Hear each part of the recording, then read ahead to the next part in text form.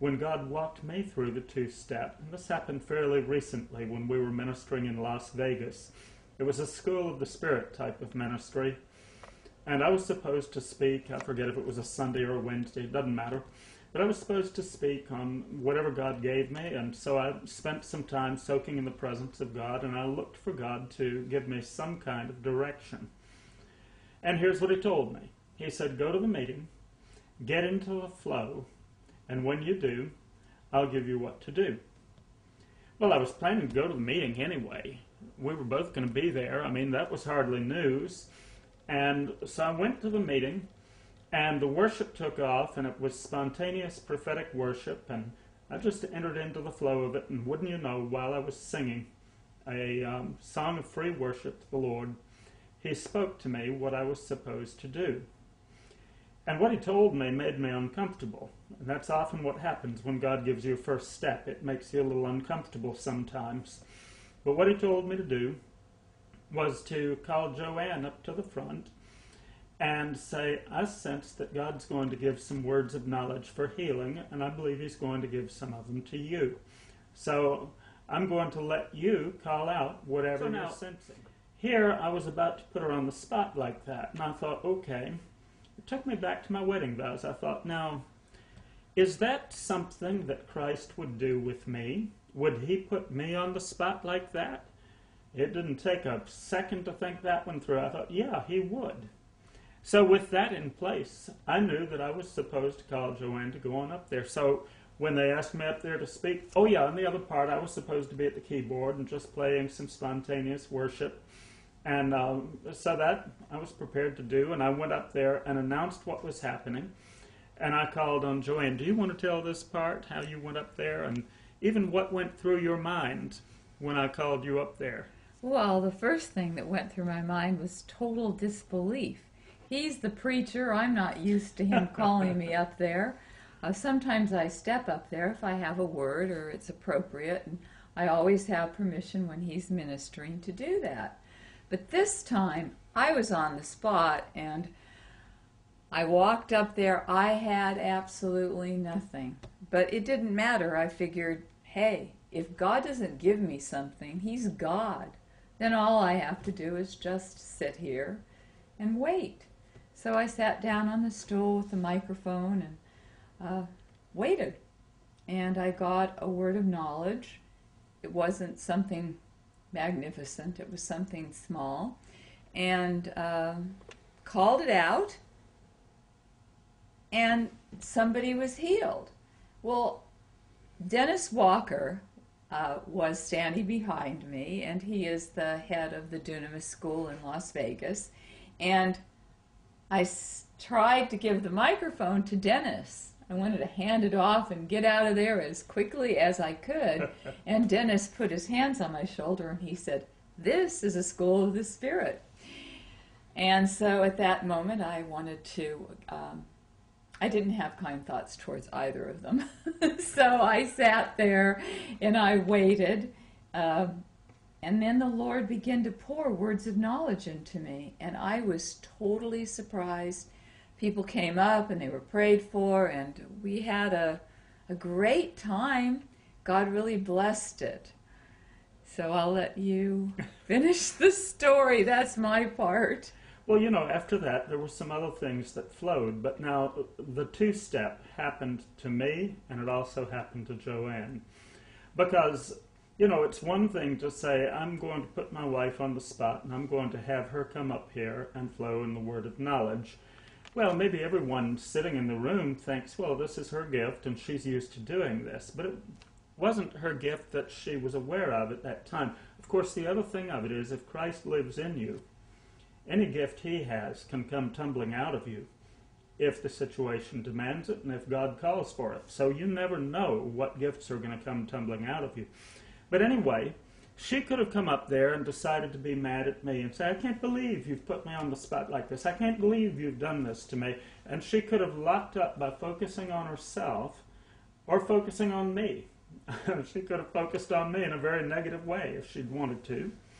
Instead of doing that, she looked to the Lord of royalty about her. a sense that she knew what she was doing. And she sat down on a stool and freely said, I don't know what I'm doing. But she said it with such confidence that she said, I'm going to just wait. And a couple other people got some words of knowledge, and there were some other healings that happened. And then Joanne called out some things, and there were some healings that happened. And it wasn't, all about Joanne or about me. God used others in the room, which was wonderful. That's what the ministry was all about. But see, for me, it was kind of a two-step, because step one was to have the courage to do what God showed me to do, and then wait and see what would happen on step two, which was Joanne's turn to come up there. But you see, Joanne also had a two-step to dance with God. Step one was to respond to what I had called for her to do. And she could either do it cynically and focus on embarrassment and awkwardness, or she could do it in the grace of God and say, well, who would have thought this was going to happen? But I'm going to look for God and see what God will do. That was step one. And when she came up to the front, then what ended up happening is she sat there, she got still before God, she kind of quieted her heart. She just sat there in the peace of God, and sure enough, things began to flow. That was step two. Now, often God will give you a first step, and that first step is sometimes a little harder than the second. But if you will take the first step, things begin to move. I remember we were in one of Dennis's classes, and he was talking about how to minister prophetically, and he said the first step is to get out of your chair and to go to the person who needs ministry and stand in front of them. And if you never do that, you don't have to worry about prophesying. I meet people who say, God knows my address, He knows where I am. If He wants to do anything through me, He knows how to find me. Yeah, He does know how to find you. How long has it been since He found you, since we're talking in this context? If you want to be someone that God finds pretty often, don't be the one who's just sitting there saying, my name is in God's address book. Be the one who takes that first step and goes and stands in front of a needy person and says, okay, now I'm going to wait and see what God will do. Can you think of any other times when you've kind of felt on the spot like that? Yes, I can. Being married to a man with a prophetic gift can be quite intimidating. And we were newly married and went to Canada. And a man came with a microphone to tape everything that was said, because he was certain that I was an evil woman from California. Now, when you live in Canada, him leaving Detroit and moving to California to marry this blonde was very suspicious in these people's eyes. So here he was with his microphone, and I thought nothing of, I didn't have a word, I wasn't going to do anything. I innocently sat in the back. And suddenly the Lord said to me, breaking up is hard to do. And I knew the word was for this man with the microphone. And I said, I can't say that. Lord, please don't give me a prophetic word. I don't even know what a prophetic word is. I don't know how to do this. So it's that still small voice, that bird that's in you that's fluttering, and you don't want to do it, but yet if you just have to. So I waited till a lot of people had left, because this was a leader, and there were several churches that he had several churches. Yes.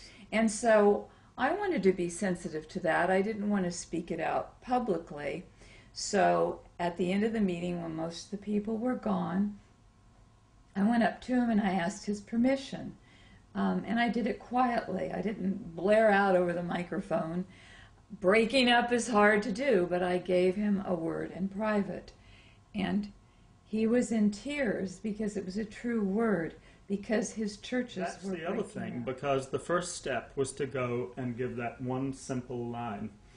And giving that one simple line then meant that there was more of a prophetic flow, ministering to the need of this man who was in a season when some of the churches that he was pastoring or was in oversight of, some of these churches were starting to pull away from him.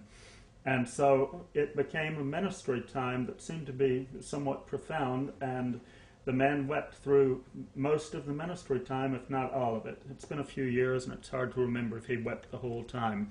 But it was clear that God was touching him. But, Joanne could have said to herself, that's not a prophetic word, that's a line from an old song. And she could have said that, and it would have been true that it was a line from an old song, but see, it was a few words that God gave her. And taking that first step released something more. Now, there's a principle of the Holy Spirit, and Jesus used the word flow. He said, out of your belly or out of your heart will flow rivers of living water if you believe me. And he uses that word flow. It's like what happens when you turn on the faucet at home and the water comes flowing out, it comes gushing out. And if you turn it wide open, you get plenty of water. Well, that's how the Holy Spirit is meant to flow. And sometimes if we don't take that first step, what happens is the water is in the pipes, but nothing comes out. But if we do take that first step, then what ends up happening, that's what opens the valve, and then the water begins to flow. But it's not just water, it's the Holy Spirit.